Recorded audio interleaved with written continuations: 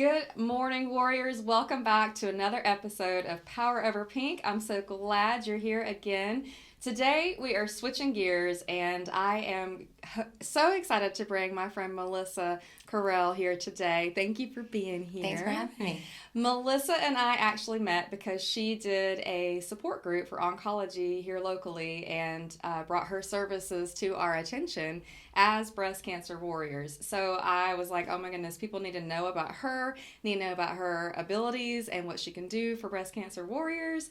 And so she was so gracious to agree to be on the show. So thank you. Thanks for having me. Happy to be here. Thank you. So you may be wondering, so she is a makeup artist and specializes in permanent makeup, yes? Yes. Tell me a little bit about what you do. So I own Pensacola Permanent Makeup. I've been a permanent makeup artist for 7 years now. This month, actually, 7 years. Happy anniversary. Thank you, yes.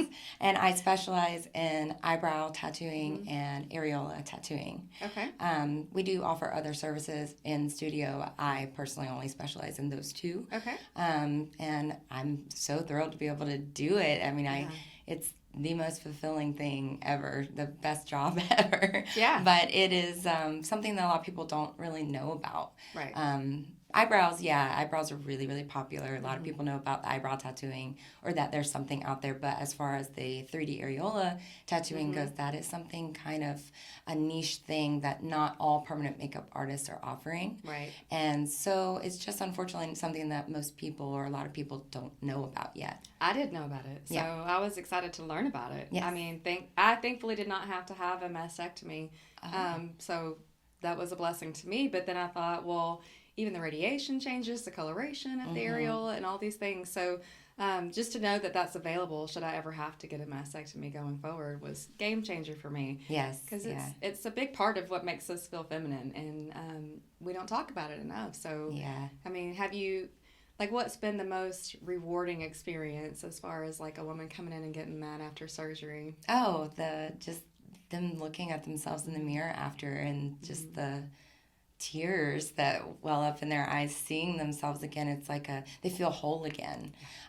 Because, I mean, it seems, for some people, it seems so silly, right? Like, who cares who's going to see you? Right. They see themselves all the Yes. time when they are getting undressed to get in the shower. And they're seeing this constant reminder that they're not what they used to be or have what they used to have. And just having that their areolas back, it does give them a sense of, this is kind of the stamp on the end of my journey, and I'm whole again, I'm me again. And they feel so much better just about the way that they look, whether they have a partner looking at them or not. It has nothing to do with that. It's just them and what they're comfortable seeing in the mirror. And I've done brows on breast cancer survivors who have had mastectomies and are not interested in having the areola tattooing. Right. And that's totally personal preference, but I have had the ones that it is genuinely life-changing for them to have the option to have their areolas tattooed. It really is something that makes a big, big difference. Absolutely. I mean, as females, we are our worst critics. Of course. We look in the mirror and we pick ourselves apart, whether we're vain or into looks or not. I think all of us are subject to that. And then I've said it a million times, unfortunately, breast cancer, to me personally, attacks every bit of what makes us feminine. Right. You know, you lose your hair, you lose your breast, your so many things it takes from us, those that had to have hysterectomy way too young and all this stuff. So it really genuinely attacks and takes everything that makes us women. And so to be able to have that back and feel good and more in the loss, but then have something to move forward and more positive mindset. So, of course, I'm going to put some pictures up of your work because it really, truly is so beautiful. I'm a big fan of tattoos anyway. I have 7 to be exact. And when I found out that I had breast cancer, one of the very first things I did, because at this point I didn't know if I was going to have the mastectomy. All signs were pointing towards that in the beginning. So I created a Pinterest board of mastectomy tattoos because I was like, well, I'm going to have this crazy, ugly scar, but I can make it beautiful.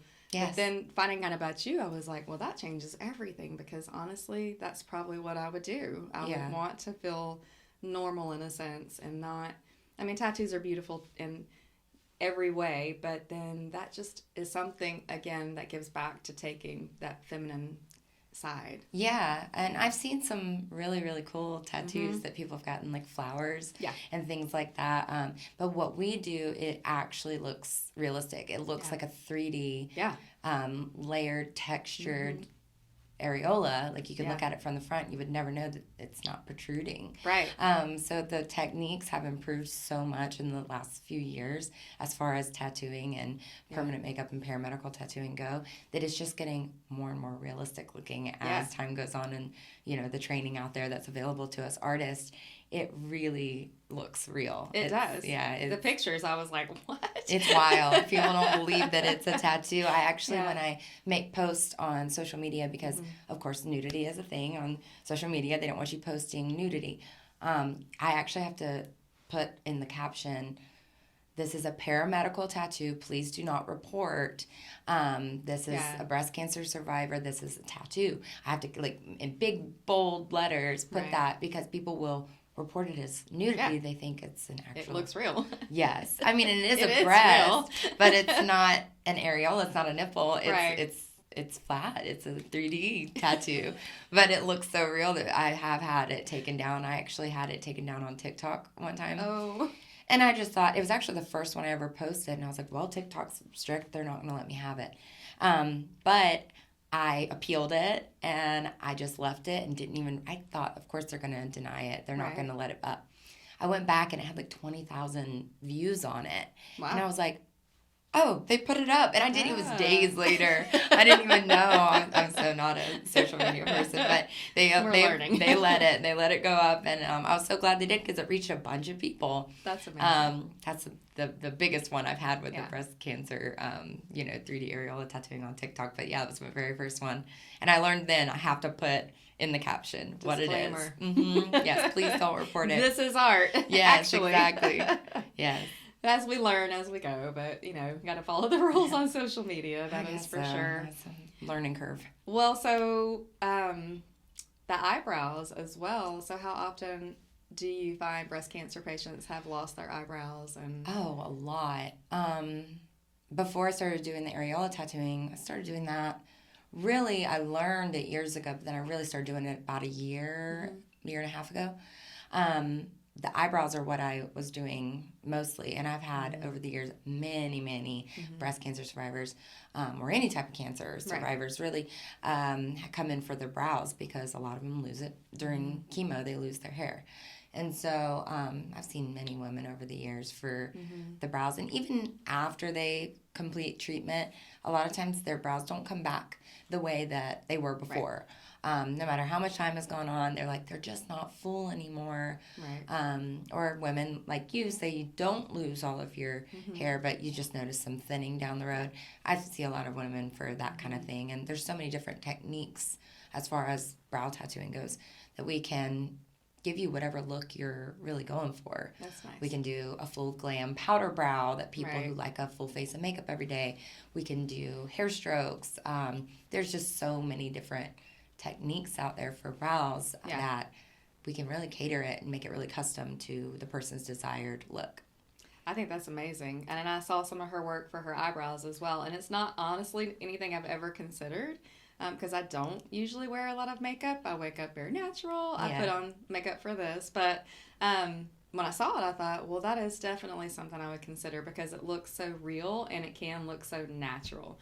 And I was telling Melissa that some of the medications I took after treatment, I had some hair loss, I had some alopecia, and I know you can develop alopecia in your eyebrows.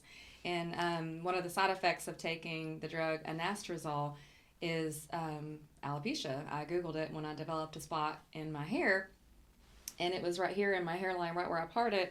And so a lot of people don't know that anastrozole can cause alopecia, and then that can spread to your eyebrows. And so I wondered if that's what was happening. But I just was talking to her before we started, and she can actually do hair strokes in the spot of alopecia, so it won't look so obvious. Well, yeah, it's called scalp micropigmentation. I have a artist in studio who does it. Instead of strokes, they it's like little pixels, so it looks like an active hair follicle. So it builds density in the areas where it's thinning. A lot of times men will get it because they keep their hair very short. You know, men who are balding and they cut their hair short. So it helps a lot with just making it look like they have that stippled effect. But it is a treatment that some women can get if needed, if they have thinning in their hair to build density for sure. Yeah, that's also something I had no idea existed. So that's why I was so excited when I met you, because I was like, if I don't know this, do you guys know this? And a lot of people who don't. this. Yeah. One of the biggest, I will get to the questions at the end, like the most common questions, obviously. But one of the biggest things I wanted to share is Melissa actually shared of an organization that will help pay for these things if you are a cancer survivor. So tell me about that. So I am part of a network of artists that work with the Sauler Institute. The Sauler Institute is actually kind of the middleman. They connect the artists with an organization, a nonprofit called Chercheret. It's a Jewish organization, actually. And they provide funding for women or men who have been affected by cancers. And they basically will pay people who are under 600% of the poverty line to have these services done. So people who maybe are lower or middle income that couldn't afford to have this type of thing done, they are approved if they've had breast cancer or ovarian cancer, or if they've had the genetic mutation, the BRCA gene, if they have that and if have a mastectomy. So they approve you. And honestly, when you think of 600% of the poverty line, you'd be like, oh, but a lot of people fall below that line.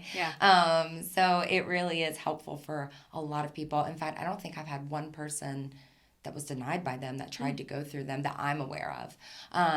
But it is a wonderful organization, and they've helped, I think I read on their website, like 120,000 people through their program. So I hope that it continues and it just continues to grow.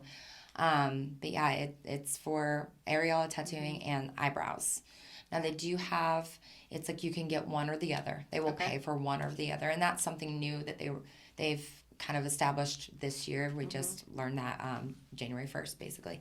But yeah, it does help. It helps for people who, like I said, wouldn't be able to afford it on their own. Right. I mean, that's a huge blessing. So that takes a lot of the reason why not to get it out. Right, yeah. Yeah. So, and how do they receive their funding? You said you mentioned. So the patient would go through the Sauler Institute.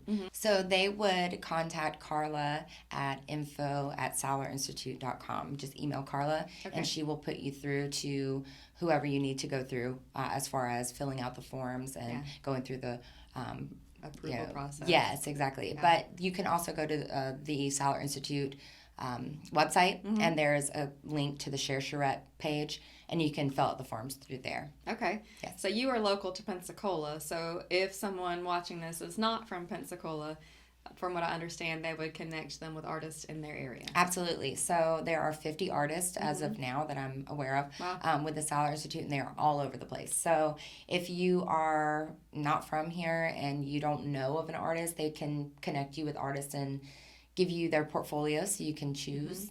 So yeah, it's not just for here.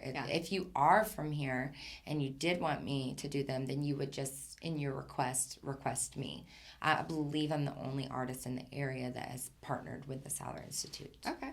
So what a great thing you're doing, though. Honestly, thank you for your services. I'm happy to be able to do it. On behalf of all of the breast cancer ladies who have had your services, I know it's been a huge game changer in the way they see themselves. Oh, it's the most fulfilling part of my job. It really is. I mean, I can only imagine. Also heart-wrenching in a lot of ways, I'm sure. Oh, there's been many tears in the shop whenever we are talking and sharing stories and they're telling me all about it. I can't imagine going through what you guys have gone through. As a woman, I can't even fathom it. Who knows what's down the road. Hopefully nothing like that. Hopefully nothing. But, I talk to so many women, so of course I'm like... Always on your mind. Always on my mind. Always. It's hard not to be, but... All right, so let's get into some of the most common questions, I guess. Okay. Number one, does it hurt? Okay. So what I have found let's talk about eyebrows and then Yes. areola. So with eyebrows, I have a lot of people fall asleep. Nice. And it's because I use a numbing cream. I pre-numb my clients. I let it sit for about 25 minutes before I even get started. So when I get started, they're like, "Are you doing it? I can feel you touching me, but I can't feel pain." That's amazing. Yes. And so that, it's a topical numbing. It's not going to stay on the skin forever and keep you numb forever. But I have a secondary numbing. So once it begins to wear off, I just reapply secondary numbing. And honestly, my clients are very, very comfortable throughout, if not just sleeping. Right. For the brows. Now, for the areolas, the good thing about this is that most of my clients don't have feeling in their breasts where they've had the surgery. So they are very comfortable, very numb. I have had a few that I've done, like the people who've had reductions. And so they didn't actually have breast cancer, but they had reductions, and they were doing the scar around the areola. And they have a little more feeling. But basically, we do one quick pass to open up the skin with the machine, and it's very quick and light. I'm very light-handed, just so I can get that secondary numbing to apply, because the skin's a little bit thicker there. Yes, doesn't numb as well as the brows. But for the majority of my breast cancer clients, there's very little to no feeling at all. That's great. So take that fear out of your equation if you're considering this. How long does it last? So, like any tattoo, our bodies are going to metabolize and break down pigments and inks over time. They're going to fade over time.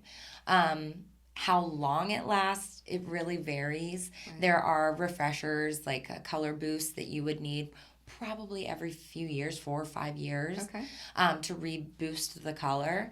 Of course, that's a good spot to have a tattoo because it's not exposed to sun. Yeah. And the sun is what fades, body tattoos and body art, a lot of times it's mostly the sun. So they do last a good long while. I'm not saying they're going to be gone in 4 to 5 years. They might just have been lightened enough to need some more color. So refreshers are to be expected, especially because we're not using traditional tattoo inks that are very, very saturated in color. The way that we're able to get these to look real is that we're using, a combination of some tattoo inks, but mainly permanent makeup inks. And what that means is they're diluted, they're softer in color. We're not going in and packing in color and saturating it to the point of it looks super solid. We want it to kind of look light and airy and textured like a real, areola. So because we are not oversaturating it and making it look like a flat color, it does fade out probably a little bit faster than this, needing touch-ups a little more often than a body tattoo. Like you might get your arm tattoo touched up in 20 years or something to have it refreshed, whereas this might be closer to every 4 or 5, or might go a little longer for some. It just kind of depends on how your body metabolizes and breaks things down. Okay, that makes a lot of sense. And then it wouldn't be like a full tattoo every time. It would just be a color touch-up. Yeah, just touching up. Yeah, just bringing it kind of back to life a little bit, because your body's just going to break it down. Like some people would get Botox, and they're like, my Botox wears off in 2 months. And then you have some people who are like, I get Botox and it lasts 6 months, a year. It's just our bodies are so different. So there's really no way to tell for sure it's going to last this long. Even with the brows, it's the same type of thing. Generally speaking, I see people between 2 and 3 years for brow touch-ups. Which is common for permanent makeup anyway. Yes. So, it's every couple of years. But some people, I see them 4 or 5 years down the road. And then some people, I'll see them closer to a year and a half if they're all the time out in the sun. We live here where it's Florida. So I do have to give my ladies lectures all the time about wear sunscreen, wear a hat, protect your permanent makeup. But as far as areolas, they last about 4 or 5 years before a color boost is usually needed. Okay. And tell me about tattooing over scars. Does it typically absorb the ink as well if it is over a scar? Hit or miss. Scar tissue is different. It's more dense, and the texture is different. And working with scars, I've seen some scars will take pretty easily, just like the tissue around it or close to the tissue around it. And then for those more thick, dense scars, that can be a little bit tougher. Basically, we just kind of see how your skin heals. When you come back in, if it didn't hold as much, I can change up techniques. I can change up needle selection. I can try some different things. And normally we're pretty successful in getting some pigment in those areas. Even if they were tough the first go round, we can come in for a touch-up and, see what we can do. So scarring is, scar tissue also usually has some of it has a shine to it. So it's not always going to look exactly like the tissue around it that's not scarred. Right. But improved for sure. Yes, and get some color in there so that it a little better. Yeah, diminishes the color, or the visibility of the scar a little bit more, having some of that pigment in there again. That's really cool. I'm thinking about the eyebrows now. Is there anything that somebody should avoid as far as skin treatments or products? Tell me about that. Yes. Good question. I am always harping on this with my clients. So before you have your eyebrows done, you don't want to be using any harsh chemicals treatments on your face, such as retinol, retin A, glycolic acids, vitamin C serum is a natural skin brightener, so that one.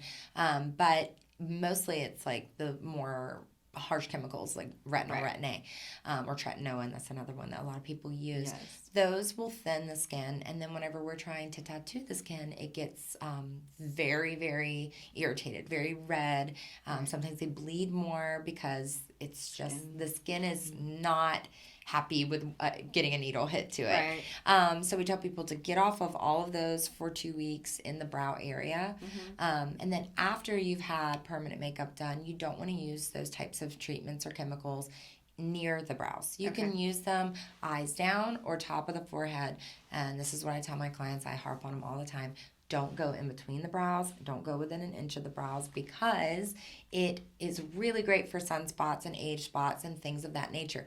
But we're essentially putting pigment in the skin, and it's going to start to break it down just like it would the sunspot that's on your cheek, Right. So it's just one of those things you don't want to use too close to the brows. Like a normal daily moisturizer to keep the skin moisturized, or a cleanser and that kind of thing, that's fine once the brows are healed. It's just those kind of anti-aging, those creams and serums that are geared toward that.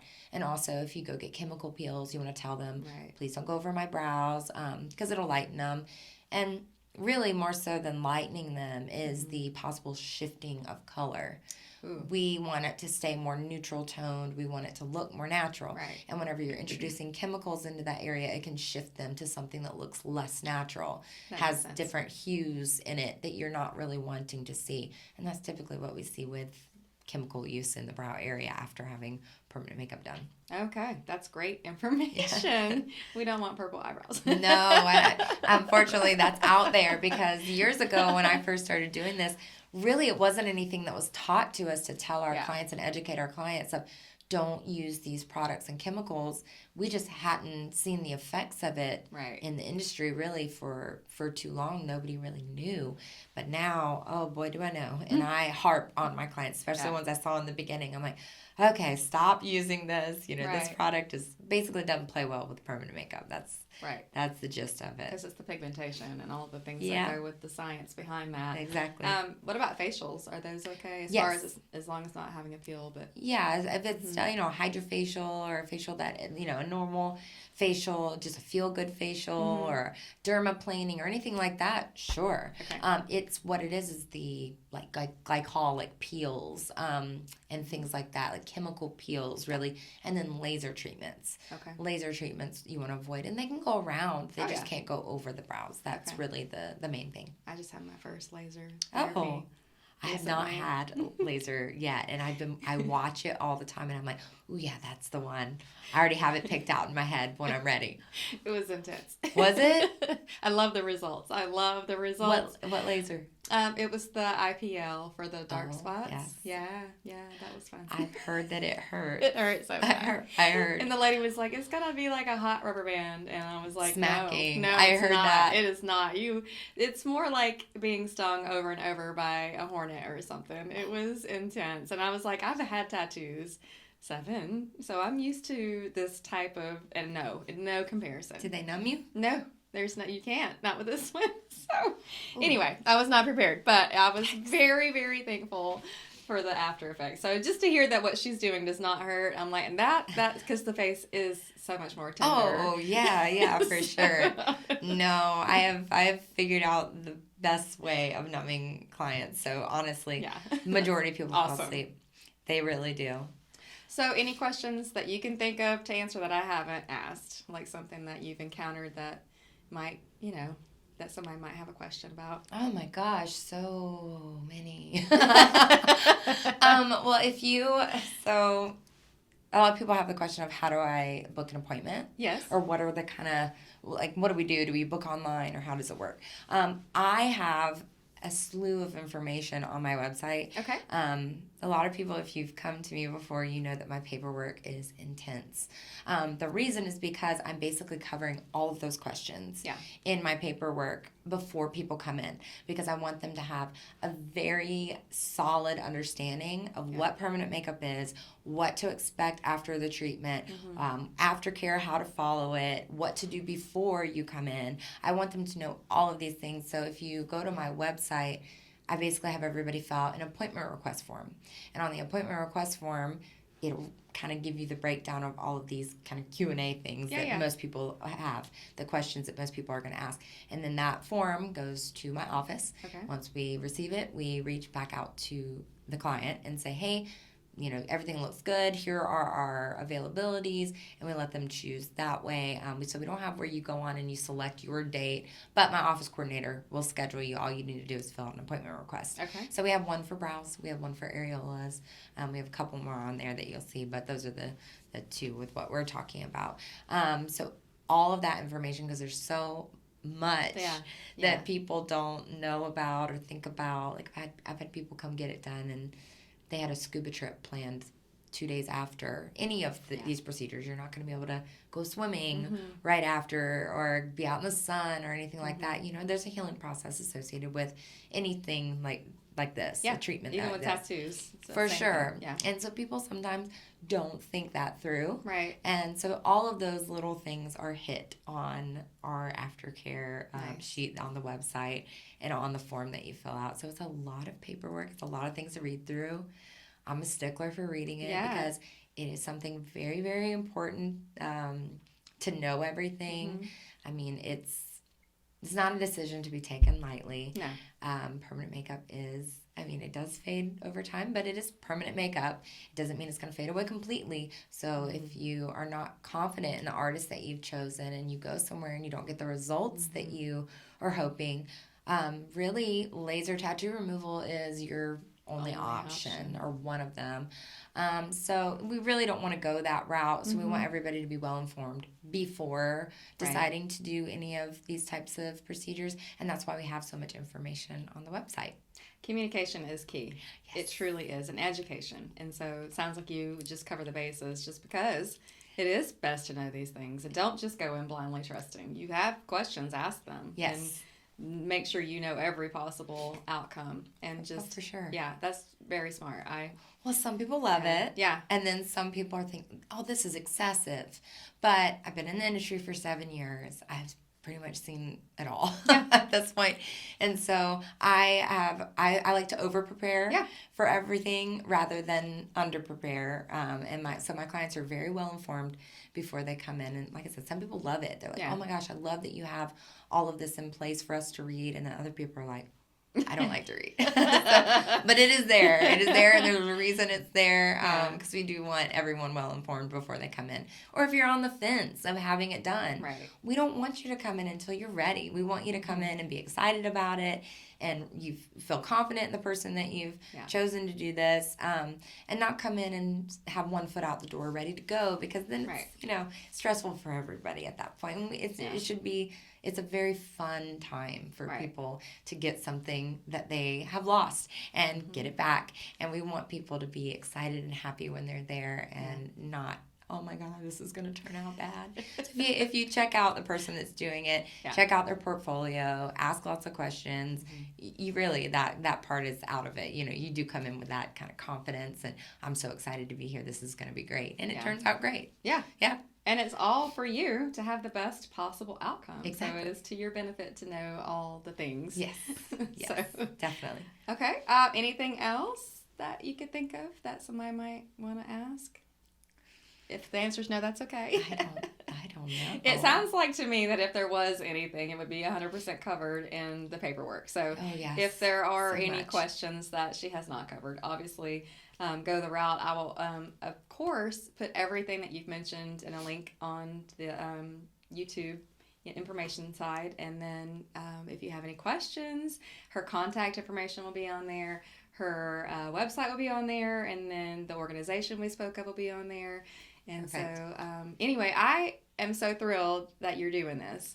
And like I said, I didn't know you existed. So I hope that this is like enlightening to you guys and that you're just as excited as I am to know that this is in place and to have that. So I just want to thank you for your services. Thanks for having me. I hope this reaches people that maybe otherwise would not have heard about it or known about it. So I'm thrilled to be doing this. Well, I'm so glad you're here and you're just beautiful. Oh, and by the way, her eyebrows are not tattoos. I asked that at the oncology group. They're gorgeous. Your eyebrows are perfect. Thank you. So I was thank you. How do I get your eyebrows? So anyway, maybe you can teach me your technique. You know, I did mine microblading 7 years ago when I first started, and then I never touched up. So mine it's been 7 years. It's faded. There's barely anything left in there. So yeah, these are my brows. But I do tint them. So I do have like a little color added to them. But no, it's not permanent makeup. Well, they're perfect. I was like, I want yours. How do I get that? So I can help. Awesome. Well, thank you for being here. Thank you guys for tuning in to another episode. Y'all stay tuned. We'll have more information coming your way. All right. God bless you.